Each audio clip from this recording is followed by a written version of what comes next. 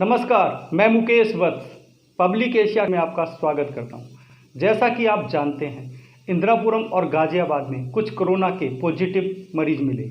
उसके बाद सोसाइटीज़ में आरडब्ल्यू कितना अंदर ध्यान रख रही हैं, अंदर क्या क्या कार्य कर रही हैं लोगों को बचाने के लिए, क्या उनका मिशन है, उसको लेके हमारी संवाददाता पूजा मिश्रा और मोहिनी ने आज कुछ सोसाइटीज़ में जाकर बातचीत की। क्या कहा आरडब्ल्यू के पदाधिकारियों ने, देखिए हमारी खास रिपोर्ट में।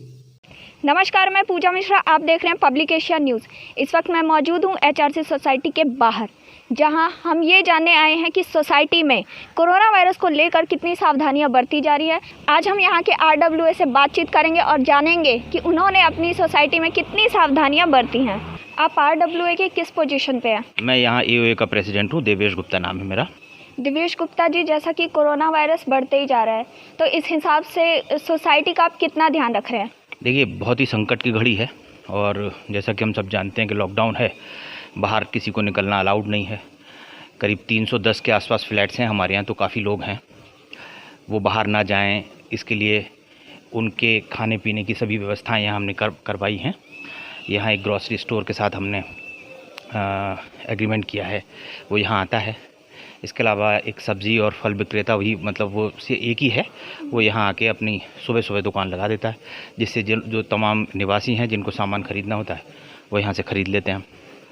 इसके अलावा एक और चैलेंज है, हमारी सोसाइटी के जो स्टाफ मेंबर्स हैं वो दूर दूर से आते हैं, तो जाहिर है इस समय पब्लिक कन्वेंस नहीं है, तो ऐसे में वो कैसे आएंगे। इसलिए स्टाफ के बहुत सारे मेंबर्स जिनकी जितनी ज़रूरत है, क्योंकि इस समय हम लिमिटेड मेंबर्स से काम कर रहे हैं, मतलब पूरा स्टाफ जो है वो नहीं आ रहा है, कुछ ही आ रहे हैं उसमें से, तो उन लोगों को हमने यहाँ बुलाया हुआ है और वो यहीं उनको रहने की व्यवस्था की गई है। वो यहीं रहते हैं, खाते पीते हैं और सोसाइटी का काम करते हैं। तो आपकी सोसाइटी में कितनी फैमिलीज़ होंगी? इस समय 310 फ्लैट्स हैं मैडम, तो लगभग सारे ही ऑक्युपाइड हैं, तो 310 फैमिली हैं। तो ऐसे में जैसे कि आप बता रहे हैं कि इतनी फैमिलीज़ है, तो आप ऐसे में सोशल डिस्टेंसिंग का कैसे ध्यान रखते हैं? सारे लोग अपने अपने फ्लैट्स में ही हैं, बाहर नहीं निकलना अलाउड नहीं है। कभी किसी को कुछ सामान लेने, अगर कहीं दवा वगैरह लेने जाना होता है तो वो लोग यहाँ से निकल के बाहर चले जाते हैं दवा ला के, और फिर अपनी सोसाइटी, आप देखिए इस समय बिल्कुल खाली है, कोई नहीं है यहाँ, सारे अपने फ्लैट्स में चले जाते हैं। सुबह मेरे ख्याल से 7 बजे से या 6:30 बजे से ग्रॉसरी और सब्ज़ी वाला यहाँ आके अपनी शॉप लगा देता है और वो 4 बजे तक रहता है।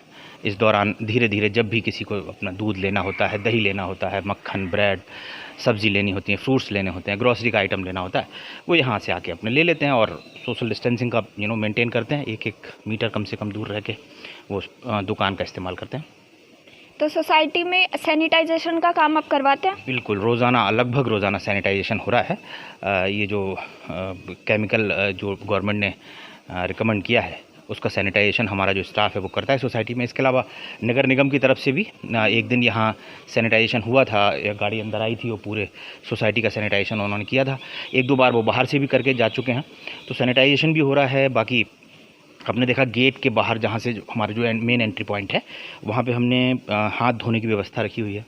वहाँ हमने सैनिटाइजर्स भी रखे हुए हैं, जो अगर जो भी वैसे तो देखिए इस समय फ़िलहाल कोई भी डिलीवरी बॉय की एंट्री प्रतिबंधित है, अंदर नहीं आता।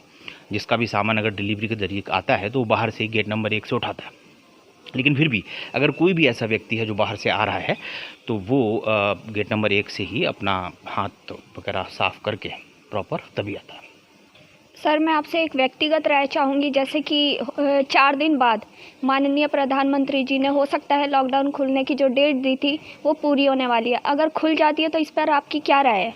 देखिए, मेरे ख्याल से तो अभी गाज़ियाबाद में तो मेरे ख्याल से पूरी तरह नहीं खुलना चाहिए, जहाँ तक मुझे लगता है और जहाँ तक हम खबरें पढ़ रहे हैं और टेलीविज़न पे देख रहे हैं। गाज़ियाबाद या दिल्ली एनसीआर जो है, बिकॉज़ यहाँ अगर खुल जाएगा तो ज़ाहिर है यहाँ से लोग दिल्ली भी जाते हैं, नोएडा भी जाते हैं। ये बिल्कुल ऐसी जगह है इंदिरापुरम की, या इंदिरापुरम वो स्पॉट है जो बिल्कुल नोएडा के करीब है, दिल्ली के बहुत करीब है, तो यहाँ से दिल्ली आना जाना लगा था। अभी आपको पता ही है कि दोनों दिल्ली और गाज़ियाबाद के बीच, या नोएडा और दिल्ली के बीच जो सीमाएँ हैं वो सील हैं।